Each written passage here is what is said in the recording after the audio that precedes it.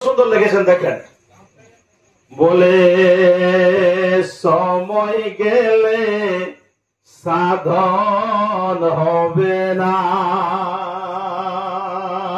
বলুন না সুবহানাল্লাহ। সুবহানাল্লাহ। বলে সময় গেলে সাধন হবে না। আর দিন থাকিতে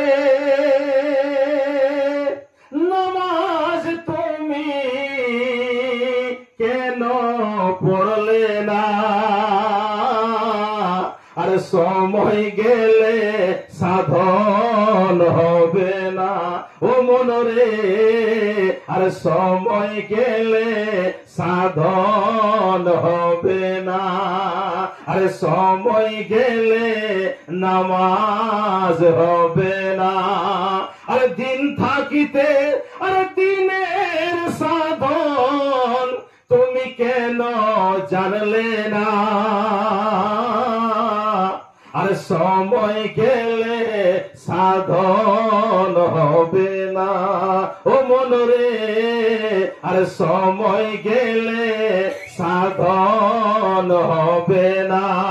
আর সময় গেলে সাধন হবে না।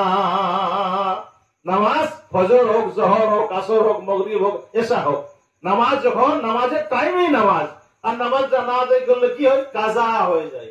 মানে কি সেটাকে আদায় করা মুশকিল হয়ে যায়। সে টাইম পাবো কি পাবো না, সে ফৌত হয়ে গেল, কাজা হয়ে গেল। অতএব সে টাইমের দিকে আপনাকে লক্ষ্য করতে হবে এবং টাইমে সবকিছু করতে হবে। আর যখন টাইমে আপনি সবকিছু করবেন, অবশ্যই আল্লাহ তাআলা যিনি আল্লাহ, যিনি মালিক ও মাওলা, অবশ্যই আমাদের দোয়াকে কবুল করে বলুন সুবহানাল্লাহ। তো আমি আপনাকে বলতেছিলাম যে সময়ে সবকিছু করতে হবে।